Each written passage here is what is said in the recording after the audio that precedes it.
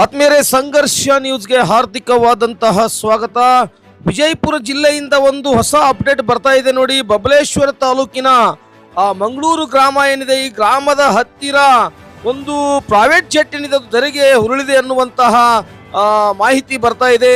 ಕಲಬುರಗಿ ಜಿಲ್ಲೆಯಿಂದ ಬೆಳಗಾವಿಗೆ ತೆರಳುತ್ತಿರ್ತಕ್ಕಂತಹ ಈ ಜೆಟ್ ವಿಮಾನ ಏನಿದೆ ಅಂದ್ರೆ ತನ್ನ ಏನೋ ಒಂದು ತೈಲ ಅಂದ್ರೆ ಎಣ್ಣೆ ಖಾಲಿಯಾಗಿದ್ದ ಕಾರಣ ಜಮೀನಿನಲ್ಲಿ ಬಿದ್ದ ಒಂದು ಏನು ಜೆಟ್ ವಿಮಾನ ಏನಪ್ಪಾ ಹೇಳ್ಬೇಕಂದ್ರೆ ಸೆಸ್ನಾ 172 ಟ್ಯಾಂಗೋ ಚಾರ್ಲಿ ಎಂಬ ಪ್ರೈವೇಟ್ ಜೆಟ್ ವಿಮಾನ ಇದಾಗಿದ್ದು ರೆಡ್ ಬರ್ಡ್ ಎಂಬ ಪ್ರೈವೇಟ್ ಜೆಟ್ ವಿಮಾನವಾಗಿದೆ.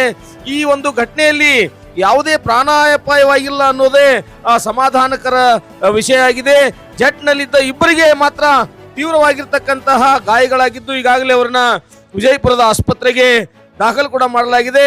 ಸ್ಥಳಕ್ಕೆ ಬಬಲೇಶ್ವರ ಪೊಲೀಸ್ ಠಾಣೆ ಏನೊಂದು ಪೊಲೀಸರು ಇರ್ತಾರೆ ಅವರೆಲ್ಲ ಬರ್ತಾರೆ. ಬಂದು ಗಾಯಾಳುಗಳನ್ನ ಏನಪ್ಪಾ ಅಂದ್ರೆ ವಿಜಯಪುರದ ಜಿಲ್ಲಾ ಆಸ್ಪತ್ರೆಗೆ ರವಾನೆ ಮಾಡಲಾಗಿದೆ ಅನ್ನುವಂತಹ ಮಾಹಿತಿ ಬರ್ತಾ ಇದೆ. ಮೊನ್ನೆಯಷ್ಟೇ ಅನೇಕ ವಿಮಾನಗಳು ಪತನವಾಗಿ ಏನೆಲ್ಲ ನಡೀತಾ ಇದೆ ಅನ್ನುವಷ್ಟರಲ್ಲಿ ಇದೊಂದು ಹೊಸ ಸುದ್ದಿ ಬರ್ತಾ ಇದೆ. ಈ ಒಂದು ಘಟನಾ ಸ್ಥಳದಲ್ಲಿ ಯಾರು ಇರಲಿಲ್ಲ ಅನ್ನುವಂಥದ್ದು, ಸ್ವಲ್ಪ ಕೂಗಳತೆ ದೂರದಲ್ಲಿ ಕಬ್ಬು ಕಟಾವು ಮಾಡುವಂತಹ ಕಾರ್ಮಿಕರು ಕೂಡ ಇದ್ರು, ಅವರೇ ಬಂದು ಇವರನ್ನ ರಕ್ಷಣೆ ಕೂಡ ಮಾಡಿದ್ದಾರೆ ಅನ್ನುವಂಥದ್ದು. ಇದು ಮೊಹಮ್ಮದಾಪುರ ಹತ್ತಿರ ಏನು ಮಂಗಳೂರು ಬರ್ತದೆ ಅಲ್ಲಿ ಒಂದು ಈ ಘಟನೆ ಸಂಭವಿಸಿದೆ.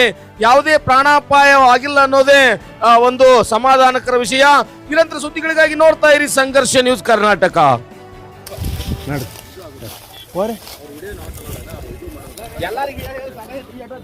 ಸರ್ ವಿಡಿಯೋ ನಾಟ್ ಅಲೌಡ್ ಬರೋಬ್ಬರಿ ಬಿಡ್ರಿ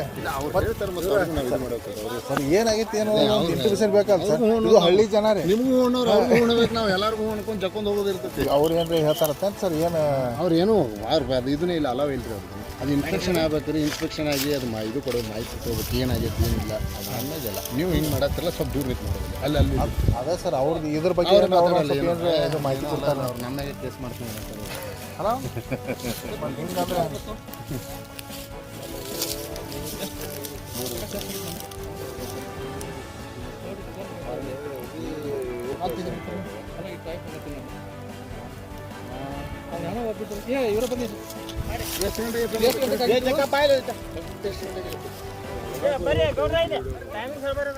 ಇವು ಇದ್ದಂದ್ರೆ ತೆಗದವನ ನಮ್ಮ ಇವು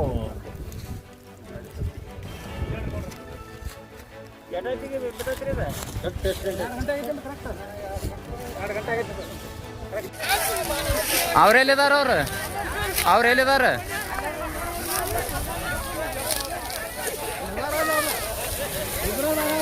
ಏನೂ ಆಗಿಲ್ಲ ಅವ್ರಿಗೆ?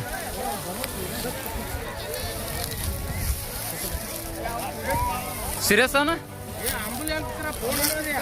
ಹಚ್ಚಿಲ್ಲಣ್ಣ?